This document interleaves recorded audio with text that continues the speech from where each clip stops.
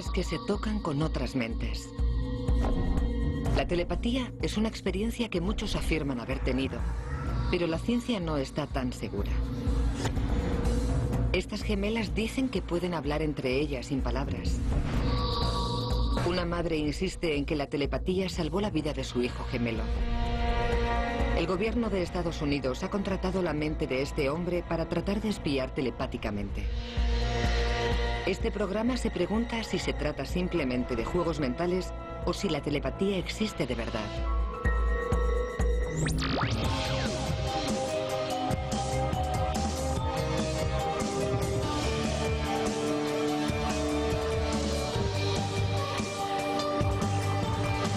Ciencia al desnudo. Telepatía. La investigación de este programa sobre la telepatía comienza aquí, en la ciudad de Nueva York. Lisa y Debbie Gans dirigen una agencia promocional que tiene miles de gemelos como clientes. Constituye una rica fuente de anécdotas no científicas, pero fascinantes sobre la telepatía.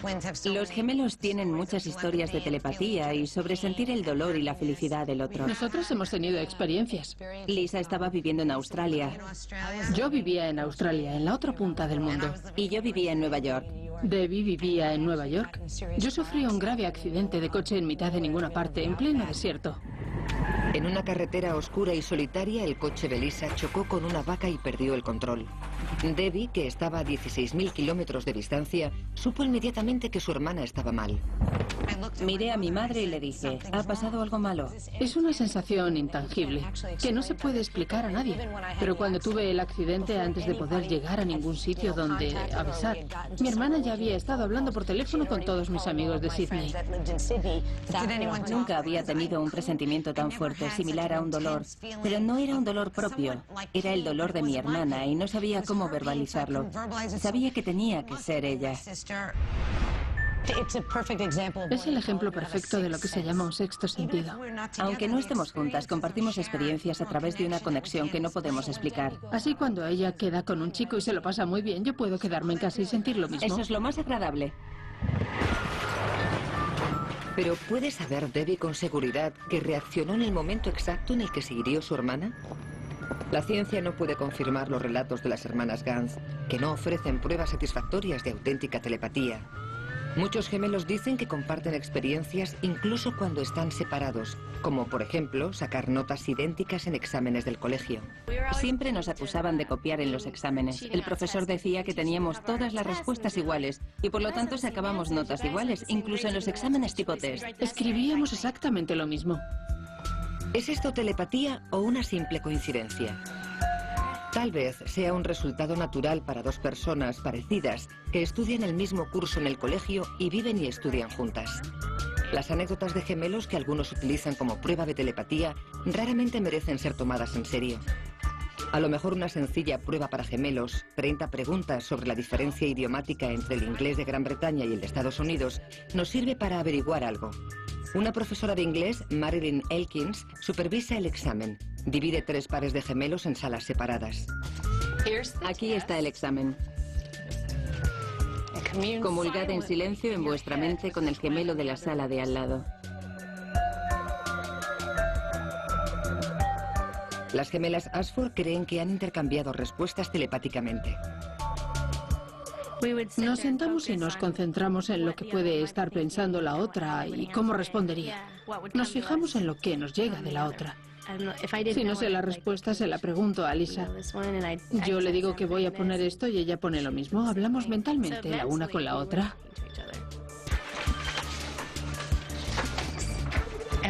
Como profesora, si estuvieran en mi clase me preocuparía. Los exámenes no son exactamente iguales, pero tienen ciertas similitudes que encuentro cuestionables. Las Najee son las que más preguntas han acertado y han contestado una de forma inusualmente similar. Las Ashford han tenido 10 respuestas iguales y se equivocaron 2 veces en la misma respuesta, lo que despierta muchas sospechas.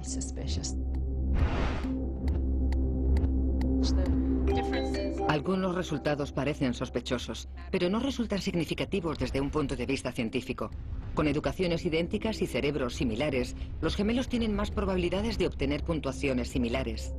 Para que una prueba como esta tenga relevancia, son necesarios unos controles científicos y unos métodos experimentales cuidadosamente diseñados para descartar otras explicaciones. Pero en general, la creencia en la telepatía no se basa en investigaciones científicas, sino en las anécdotas personales de quienes afirman haberla experimentado. Sin embargo, no paran de surgir historias que parecen convincentes, sobre todo para los gemelos que las han vivido. Eran como las 3 de la madrugada y estábamos dormidas. Yo me levanté para ir al cuarto de baño y me desmayé. Me di un golpe en el ojo y estuve inconsciente como unos 20 minutos. Yo estaba profundamente dormida y de repente escuché una voz que me llamaba. Lisa, Lisa, Lisa. Así que me levanté, fui al cuarto de baño y me la encontré tirada en el suelo. Se había hecho una brecha muy grande en el ojo. La desperté y la llevé a urgencias. Fue algo increíble, sabía que le había pasado algo malo. Empecé a contarle un sueño y a mitad de él ella empezó a terminarlo. Tuve exactamente el mismo sueño. La única diferencia es que intercambiamos papeles. Tuve un accidente de coche muy grave cuando iba a 120 kilómetros por hora por la autopista. Me choqué con otro coche y ella supo de inmediato que me había pasado algo. Sentí un dolor aquí y ella se había roto el esternón. Me rompí el esternón y a ella le dolió en el pecho.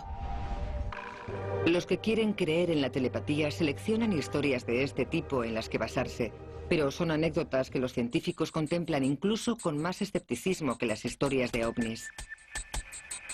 La gente a menudo interpreta la coincidencia como telepatía. ¿Hay alguna forma de someter este tipo de anécdotas a una prueba controlada? Lo que hemos escuchado hasta ahora demuestra que la telepatía es muy difícil de probar, pero vamos a llevar a cabo otra prueba, esta vez más estructurada. Cogimos a 2 niños gemelos y entubamos a uno para registrar sus constantes vitales, mientras el otro esperaba con los ojos vendados. Entonces le sometimos a una serie de estímulos. Lo que descubrimos fue intrigante. ¿Qué significan las reacciones de los gemelos? ¿Son una señal de auténtica telepatía? Cuando se examina la telepatía, ¿cómo se separan los hechos de la ficción? Hasta ahora las historias más intrigantes que hemos escuchado son las de gemelos idénticos. Sin embargo, ninguna ha originado pruebas que demuestren que se trata de algo más que una coincidencia. Fijémonos en el caso de Richard y Damien Pauls, de 9 años. Según su madre, los gemelos han mostrado señales de telepatía casi desde que nacieron. De hecho, Anna Pauls afirma que la telepatía salvó a Damien.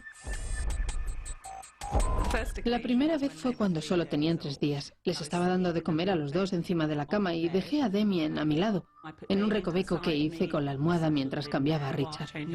Entonces Richard empezó a gritar y después a llorar. Parecía que iba a sufrir una convulsión y se le empezó a agitar todo el cuerpo. Entonces se me ocurrió pensar que los gemelos se transmitían mensajes y me giré para ver qué hacía Damien.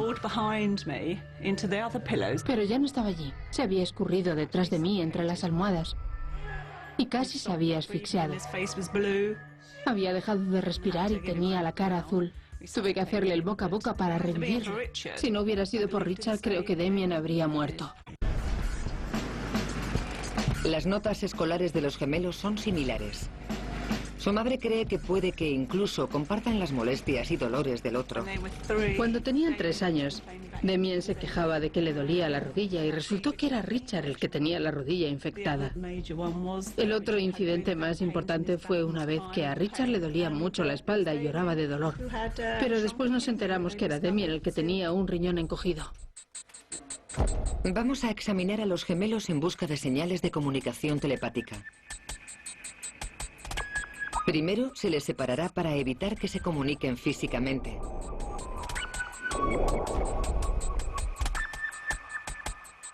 Después se someterá a Damien a una serie de estímulos para ver si Richard reacciona. Muy bien, Richard. Richard es conectado a un polígrafo por Guy Heseltine, miembro de la Asociación Estadounidense de Poligrafía. El polígrafo detecta cambios fisiológicos en el cuerpo que son invisibles al ojo humano, pero pueden registrarse mediante diversos aparatos. Muy bien, este te lo voy a poner en la tripa. Unos cinturones colocados en la parte de arriba y abajo del pecho registran los cambios en la respiración. Los resultados aparecen en las 2 rayas azules de la parte superior de la pantalla del ordenador. Los electrodos miden la conductividad eléctrica a lo largo de la superficie de la piel y se registran en verde en la pantalla del ordenador.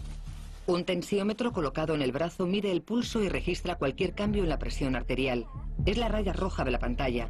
Finalmente, Richard lleva puestos unos auriculares para garantizar que no oye nada de lo que ocurre en la casa durante la prueba. En el piso de abajo, Damien se concentra en su hermano gemelo ausente pintando su retrato. Lo he dibujado jugando al fútbol. Está echado hacia adelante, ¿no?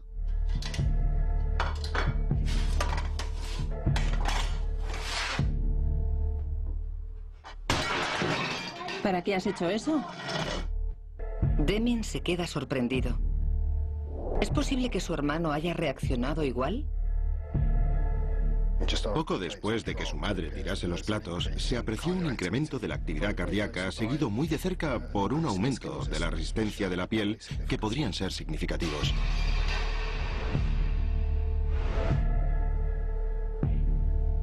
En el piso de arriba, Richard se relaja mientras Damien es sometido a una segunda prueba. Damien, te voy a meter la mano en este tarro. Con los ojos vendados intenta buscar una golosina en el tarro, pero descubre con sorpresa que en el fondo del tarro no hay más que agua helada. Está congelada. Richard parece impasible, pero momentos después el gráfico del polígrafo revela que ha inspirado profundamente. La presión arterial y el pulso también muestran un cambio repentino. Durante la prueba, Richard registró un movimiento significativo asociado a una fuerte inspiración que puede estar en relación con lo que ha ocurrido en el piso de abajo. Finalmente, Damien se sobresalta cuando le explotan un globo al lado y el polígrafo registra a sí mismo cambios en las constantes vitales de su gemelo Richard. A lo largo de las pruebas, el gemelo de arriba ha experimentado algún tipo de reacción frente a lo que sentía el gemelo de abajo. Y se puede concluir que sus reacciones son resultado de lo que estaba ocurriendo en el piso de abajo. Las reacciones de Damien parecen provocar una reacción subconsciente en Richard. ¿Pero se puede sacar de esta prueba una conclusión sobre la telepatía? Probablemente no. El uso del polígrafo para probar la telepatía es cuestionado por algunos científicos. El polígrafo mide las funciones corporales, pero no nos indica qué está ocurriendo exactamente en el cerebro. Y además no es posible determinar si los gemelos estaban lo bastante separados físicamente. Estaban separados, pero no aislados por completo el uno del otro. La demostración tuvo lugar en una casa vieja. Richard estaba a 2 tramos de escaleras y 2 puertas de distancia de su hermano, pero a lo mejor no bastaba para impedir que escuchase ruidos o sintiese vibraciones procedentes del primer piso. No se trataba de condiciones de laboratorio. Y en cuanto a la interpretación, en una demostración no científica como esta, quien lleva a cabo el experimento puede buscar resultados favorables e ignorar los que no encajen. Es fácil encontrar defectos a este tipo de experimentos. Pero indagaremos más a fondo y puede que tengamos más suerte con un hombre que intentó utilizar la telepatía para espiar a los enemigos extranjeros de Estados Unidos. Les presentamos a Joe McMonigle de San Francisco, que afirma tener poderes telepáticos a gran distancia y con personas que no conoce. Y lo que es más, se le llegó a reclutar para llevar a cabo espionaje militar. Joe McMonigle dice que puede recibir información de otras mentes. Lo único que necesita es una fotografía de la otra persona. Nuestra investigadora, Rachel Carran, ha seleccionado una serie de localidades cercanas a San Francisco. Nunca ha visitado la zona de la bahía y elige los sitios al azar. McMonigle no conoce a Carran, trabajará a varios kilómetros de distancia en una habitación cerrada e intentará visualizar los lugares que ella elija.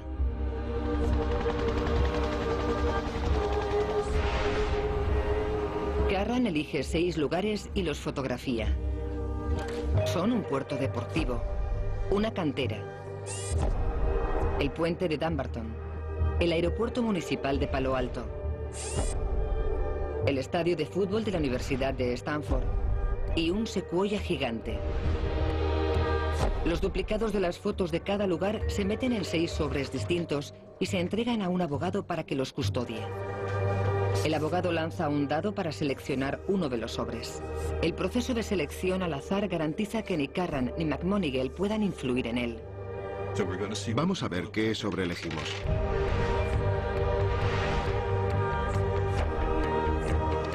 Bueno, este es el que hemos elegido. Vale. Muchas gracias. De nada. Hasta que no abre el sobre, Carran no tiene ni idea del lugar que se ha elegido. Eso garantiza que nuestra investigadora no pueda desvelar accidentalmente ningún secreto. Ahora Carran se dirige al lugar de la foto. Y McMonigle tratará de describir lo que está viendo Carran. McMonigle trabaja desde la oficina de Palo Alto de Ed May, un antiguo colega que dirigió el antiguo programa de espionaje psíquico. Ninguno de los dos tiene ni idea de quién es Carran ni de a dónde se dirige en San Francisco. A las 10:30 de la mañana, esa persona, que se llama Rachel, se encontrará en el sitio designado. ¿La conoces o la has conocido? No. Ahora Joe tratará de conectar telepáticamente con Carran. Ella intentará servir de transmisor y él intentará, mediante su visión remota, ver lo que ella ve. Está en alguna parte de la zona de la Bahía de California y quiero que describas los alrededores del lugar donde se encuentra. Vale. Veo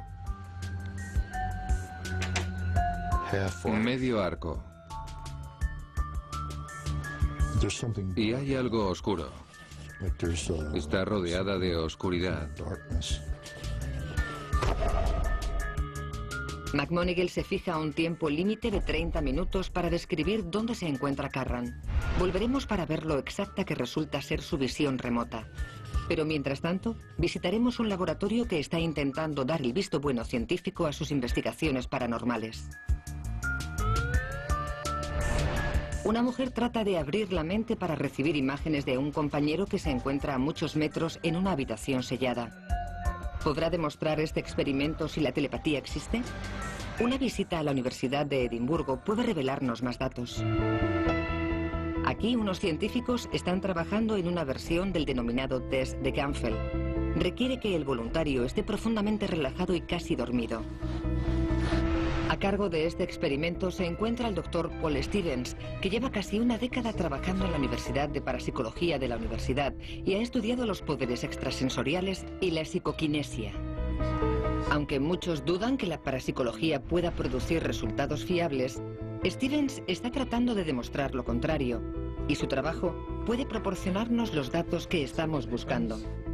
Es como una ligera privación sensorial. Solo hay una luz roja de baja potencia, un sillón cómodo y un ruido como de interferencias. Las interferencias son una mezcla uniforme de todas las frecuencias. Cuando se escucha, parece electricidad estática de la radio o una catarata lejana, si buscamos una imagen más poética. La idea es alcanzar un estado similar al previo a dormirse. Al cerebro se le da muy bien buscar pautas y si le ofreces algo que carece de ellas, acaba desconectando.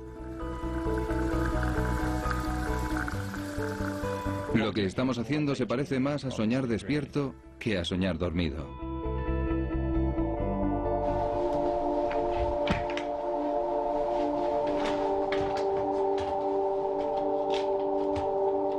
Experimento en curso.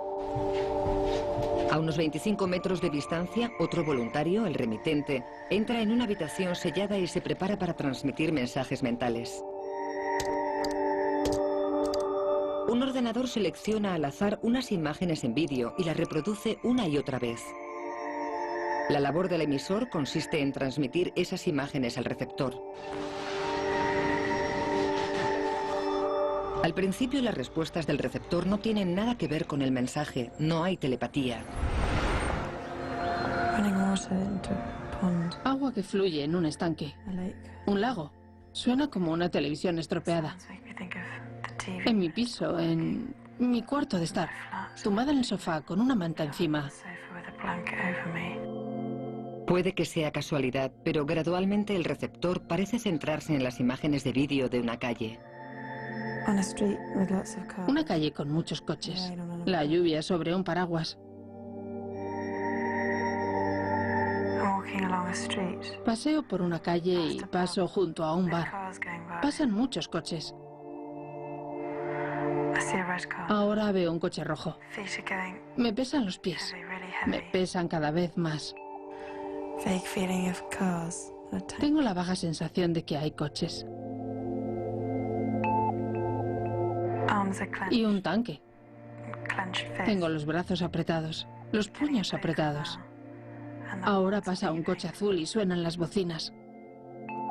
Recibo una impresión en negro con casas rojas al fondo. Las descripciones del receptor son intrigantes, pero todavía falta algo más. A lo largo del experimento, el emisor ha estado escuchando la voz del receptor mientras describe lo que visualiza. Luces amarillas. Un coche azul. Suenan las bocinas. Una impresión en negro. Cuando la descripción encaja con el vídeo, el emisor trata de enviar pensamientos telepáticos positivos e incentivadores. Cada vez que lo hace, pulsa un botón electrónico. El botón registra el momento exacto en el que se mandan los pensamientos positivos. El receptor tiene electrodos conectados a los dedos que detectan cualquier cambio en la conductividad eléctrica de su piel. A veces, cuando el emisor aprieta el botón, el receptor parece experimentar una reacción fisiológica. ¿Se tratará en realidad de una reacción a los pensamientos motivadores del emisor? Los resultados no son fiables al 100% ni mucho menos, pero Stevens cree que pueden apuntar a algo. Las respuestas pueden parecer significativas, pero ¿lo son? Es una prueba muy pequeña, pero cuando se van sumando los resultados de toda la gente y todas las pruebas resulta significativo. Y la única razón que hay para que se produzca es que tiene que existir algún tipo de señal. ¿Pero puede Stevens convencer a los escépticos? En experimentos como este, los creyentes en la telepatía encuentran resultados positivos, pero otros expertos que llevan a cabo los mismos experimentos no encuentran nada fuera de lo normal.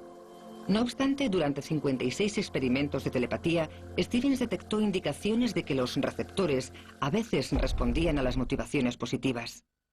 Stevens cree que será capaz de demostrarlo cuando se publiquen sus resultados, aunque sabe que está nadando contra la corriente que prevalece en la comunidad científica, que sigue siendo extremadamente escéptica. De vuelta en el norte de California nos encontramos con Joe McMonigle, que continúa con su intento para demostrar sus habilidades telepáticas a pesar del escepticismo reinante. Han pasado 20 minutos y ya está listo para empezar a dar detalles sobre el lugar secreto que le han pedido que describa. Tengo la sensación de que ha aparcado y ha pasado por un túnel. Ha tenido que pasar bajo un puente o una pasarela de algún tipo.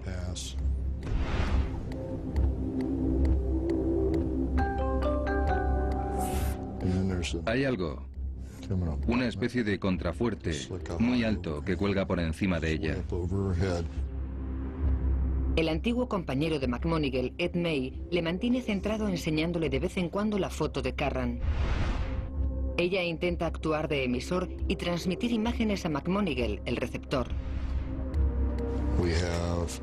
Veo un jardín formal. Un jardín formal con senderos y un espacio abierto en el centro, con árboles. En el centro hay una especie de obra de arte.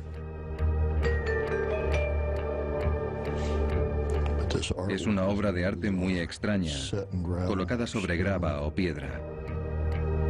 McMonigle enumera los detalles del lugar secreto donde cree que se encuentra Carran.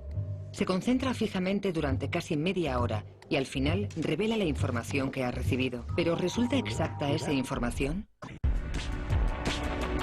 Una llamada de teléfono al equipo de grabación desvela el lugar donde está Rachel. No se lo dicen a Joe, sino que en su lugar le llevan allí para reunirse con ella. Para tratar de comprobar por duplicado la exactitud de la descripción de McMonigle, Ed May lleva a cabo un experimento paralelo. Mi trabajo consiste en examinar cada uno de los lugares y encontrar el que encaja mejor con la descripción que dibujó McMonigle. Esto es una cantera. Esto es el aeropuerto de Palo Alto. Esto parece el puerto deportivo de Redwood City. El estadio de fútbol de la Universidad de Stanford, el Parque Estatal Matusalén. Y creo que el que mejor encaja es este. El número 1 es el puente de Dumbarton. El Dr. May determina que la foto que encaja mejor con el dibujo de Joe es la del puente. Y allí es a donde se dirige Joe. Ahora ya entiendo lo que estaba viendo. Cuando se acercan al lugar, pasan por un túnel. Esto es exactamente lo que estaba viendo. Era justo esto. Aunque su descripción anterior no encaja exactamente, Joe cree que se trata del sitio correcto. Karen les aguarda en un mirador del puente de Dumbarton. Joe cree que su trabajo ha sido exacto, y para él no es ninguna sorpresa. Después de todo, no es la primera vez que lleva a cabo este tipo de labor. En el pasado, el gobierno de Estados Unidos también le creyó. Su trabajo era espiar a los enemigos de la nación y recabar datos vitales sobre objetivos militares. McMonigle formó parte de un proyecto altamente confidencial, el Stargate. Dice que sus compañeros y él localizaron bases militares ocultas situadas en la otra punta del mundo.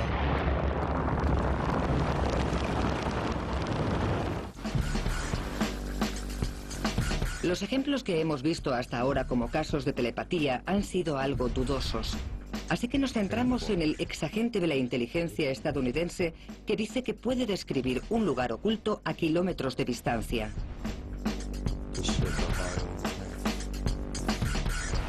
Joe McMonigle dice que descubrió su habilidad hace 25 años. En esa época, las agencias de espionaje buscaban el modo de utilizar la telepatía para ganar la Guerra Fría.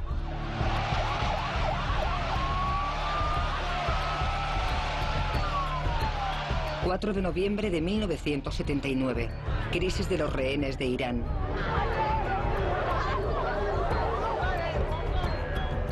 Es el comienzo de una pesadilla para la administración estadounidense que dura 444 días.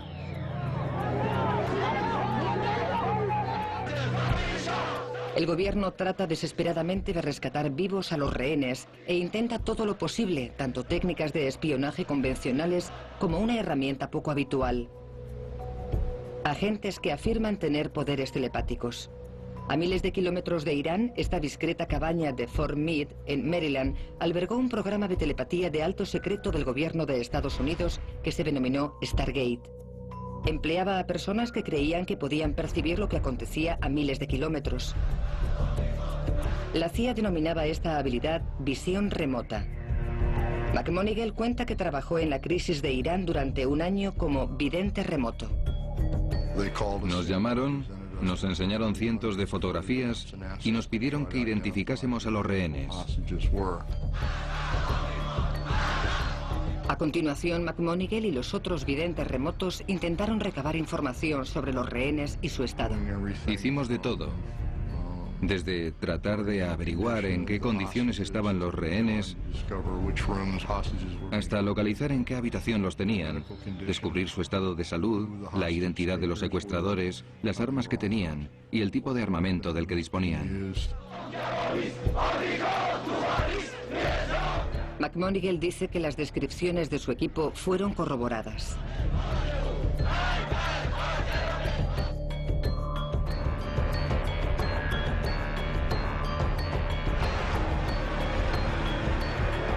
El equipo de visión remota se mantuvo durante más de 2 décadas desde su creación, porque la CIA se enteró de los primeros experimentos telepáticos que estaba llevando a cabo el experto de física cuántica Hal Puthoff. De repente vinieron a verme los de la CIA y me dijeron que me habían estado buscando porque estaban investigando ciertos rumores de que la Unión Soviética llevaba más de una década invirtiendo mucho dinero en desarrollar la parapsicología. No sabían cómo analizar los datos que habían recibido y necesitaban un experto que los examinase. Yo soy físico, especializado en física cuántica, y la idea de que existiese un área de la conciencia que todavía no estuviera explicada por la física me pareció un desafío y me interesó mucho como físico. Puthoff reunió a un equipo para efectuar experimentos de telepatía y visión remota para la CIA en el Instituto de Investigación de Stanford. Llevábamos a cabo nuestra actividad en un edificio seguro que estaba situado aquí, el Laboratorio de Radiofísica. Allí fue donde llevamos a cabo casi todos los experimentos. Los antiguos telépatas dicen que se concentraban en otra mente humana, a la que llamaban baliza, en un lugar determinado. Es como si hubiera una puerta entre tú y la escena que quieres ver y perforas un pequeño agujero para poder atisbar algo. Luego haces otro agujero y ves un poco más. Cada agujero es como un experimento de percepción subliminal que te deja ver algo rápidamente. Y tienes que seguir practicando agujeros hasta que derribas la puerta y puedes contemplar la escena completa.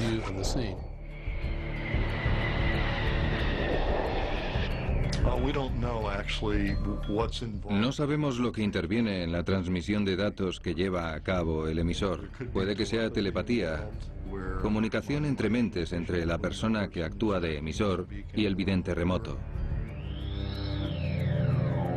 Esto exigía que alguien actuase de emisor telepático en el lugar objetivo. Pero emplear agentes dentro de la Unión Soviética era peligroso. Así que a los videntes remotos se les ocurrió una solución poco común.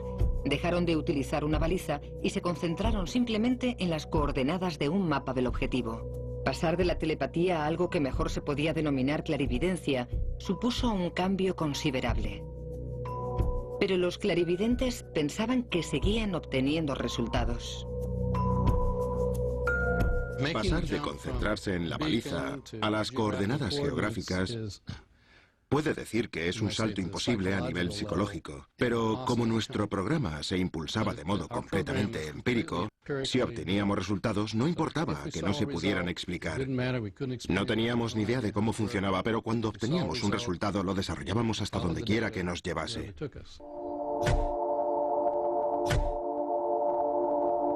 A los telépatas se les pidió que estudiasen unas instalaciones soviéticas en Semipalatinsk, en Kazajstán. Puthoff afirma que los resultados fueron notables. Estuvimos llevando a cabo los experimentos de visión remota durante 1 hora y describimos la distribución de las instalaciones. Descubrimos que el elemento más llamativo era una gran grúa que había sobre el techo de un edificio. Era una grúa tan grande que sus ruedas medían el doble que una persona.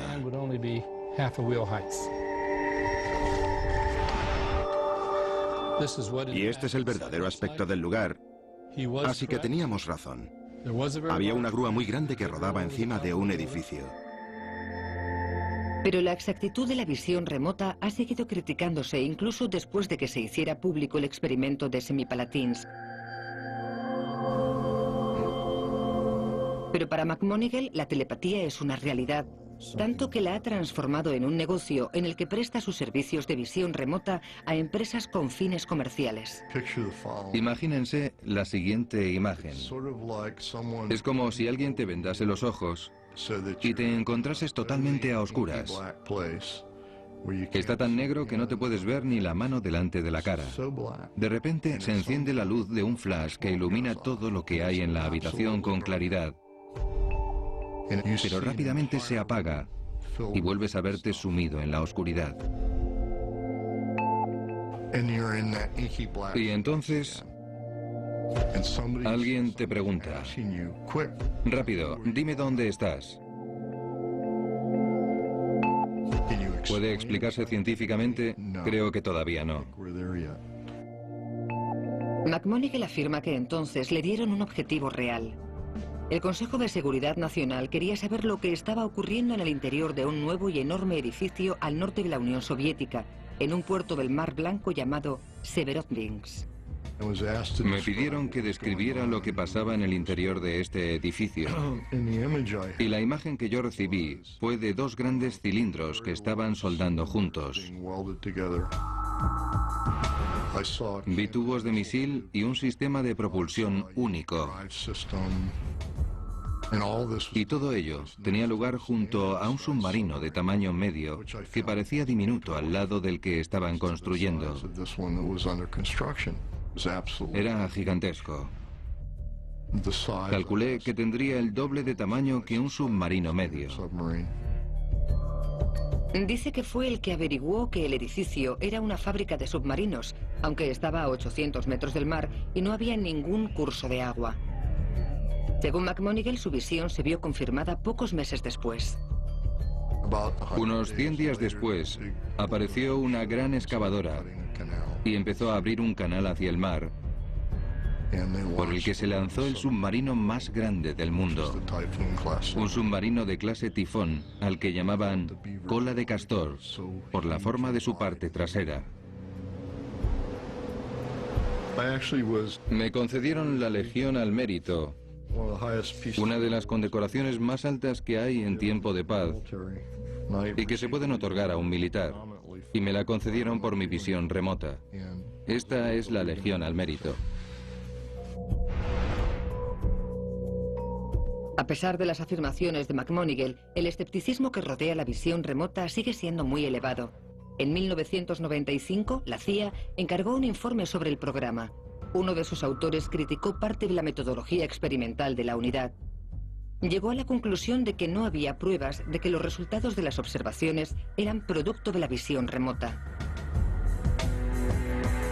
El informe no encontró pruebas de que la visión remota resultase útil desde un punto de vista operativo y determinó que no había pruebas de que sirviera para recabar datos de inteligencia militar de manera eficaz. Tras funcionar durante 20 años, el programa de visión remota se canceló oficialmente. Desde que se terminó el proyecto Stargate, los científicos han continuado investigando la posible existencia de la telepatía. Algunos creen que han encontrado pruebas que indican qué parte del cerebro resulta estimulada en un experimento para probar la telepatía. Hay un sitio más donde investigar. Podemos profundizar en las centrales nerviosas del cerebro humano en busca de la telepatía.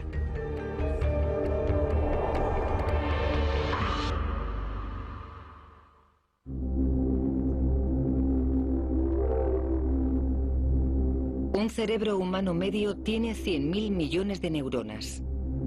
Es capaz de almacenar recuerdos de lugares, personas, sensaciones y pensamientos durante toda una vida. ¿Pero puede transmitir esos pensamientos por vía telepática? Si la telepatía existe, ¿qué nos puede contar el cerebro al respecto? La Universidad de Baxter, cerca de Seattle, en Washington, está consagrada al estudio de la medicina natural y la salud alternativa.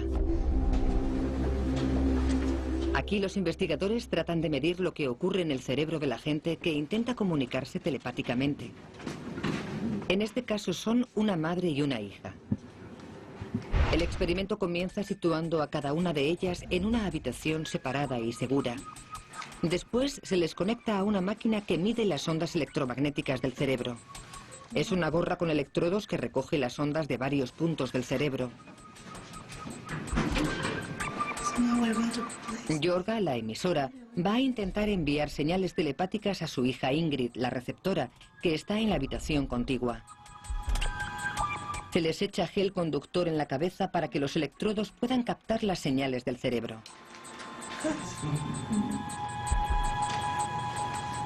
Antes del experimento se pide a Yorga e Ingrid que se relajen mediante la meditación.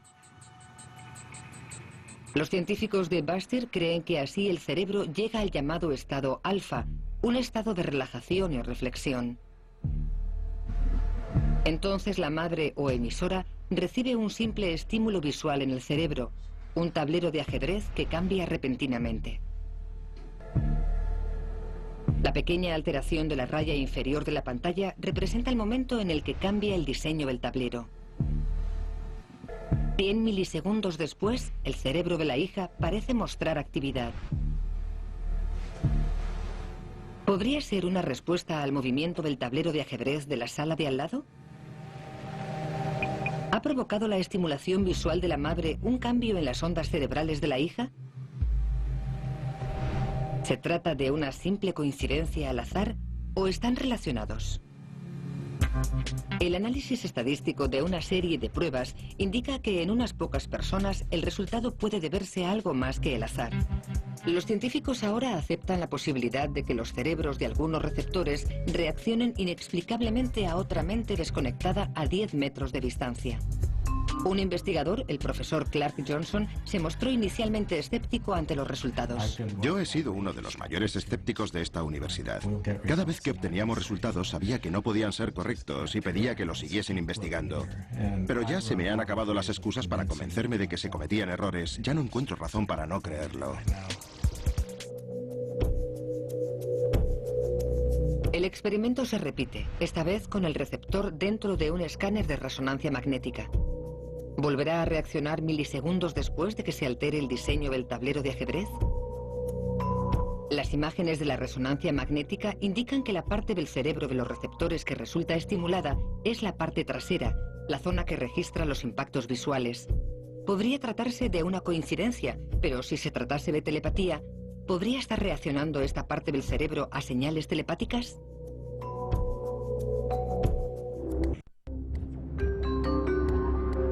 De vuelta a San Francisco, el emisor y el receptor por fin se conocen. Hola. Hola, ¿cómo estás? Encantada de conocerte, Joe. Bueno. ¿Ha tenido éxito McMonigle al descubrir el sitio donde estaba ella? A las 10:30 empecé a ver medio arco, que era un pasaje que lleva a una zona curvada por un lado, como si fuera un túnel. Y estaba muy oscuro por el lado derecho. Esta es la dirección en la que te dirigías. Había algo de material pesado que te colgaba encima, como un puente o un contrafuerte de algún tipo. Aquí me tomé un descanso. El suelo tenía cierto diseño. Había una especie de claro, una zona abierta cubierta de grava o de piedra. McMonigle cree que ha acertado muchas características del lugar, pero sus declaraciones pueden haberse modificado a posteriori para adaptarse a los hechos. O puede ser que describiera el sitio en términos tan vagos que pueden adaptarse a cualquier lugar. Vamos a recapitular un momento. Primero, McMonigle conduce por debajo de un túnel. Sí, eso es exactamente lo que estaba viendo. Es justo lo mismo. Ahora ya entiendo lo que estaba viendo. McMonigle cree que ha descrito correctamente el final del viaje de Rachel hacia su objetivo y los alrededores inmediatos. Sin embargo, no ha logrado mencionar o identificar el objetivo en sí, el puente de Dumbarton. Es un clásico ejemplo de visión remota. Unas veces es muy específica y otras no. ¿Y qué ha sido del segundo experimento de Ed May? Vamos a recordarlo. Tenía que elegir una foto de entre las copias según la descripción de Joe y eligió el puente de Dumbarton. Pero sin los controles científicos de un verdadero experimento no podemos saber si su elección acertada se debió a una pura coincidencia. También tenemos que referirnos a la obra de arte extraña que mencionó McMonigle. Había una obra de arte que no podía determinar qué era.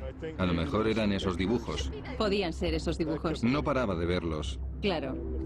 La pregunta es si podemos aceptar como prueba los esfuerzos de McMonigle por encontrar a Carran. Por desgracia, no. Este experimento no reúne los criterios científicos necesarios. No es controlado, ni medible, ni repetible. Vamos a ver qué sobre elegimos. Pero ciencia aparte, el sentido común también nos plantea ciertas dudas. La selección de lugares de Carran pudo no deberse por completo al azar.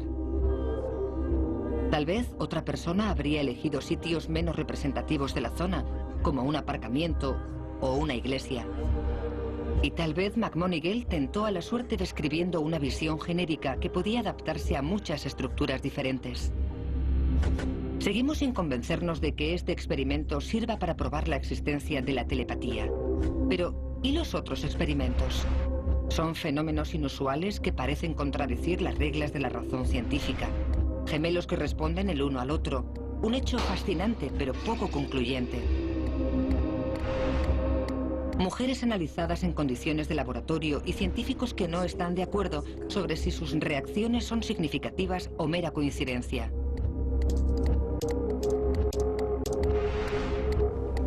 Antiguos agentes de inteligencia retados a percibir remotamente un lugar secreto con mayor o menor éxito. Una madre y una hija cuyos cerebros parecen responder en cuestión de milisegundos. ¿Es telepatía o la expresión de un deseo? Aunque algunas pruebas parezcan significativas, lo más probable es que solo se trate de una coincidencia. Aunque aceptemos que la telepatía existe, nadie puede decirnos cómo funciona ni por qué. Hasta que no existan datos incontrovertibles, deberá permanecer al margen de la ciencia, porque aunque sea fascinante, no es una verdadera ciencia. Es un hecho fascinante, pero no una ciencia.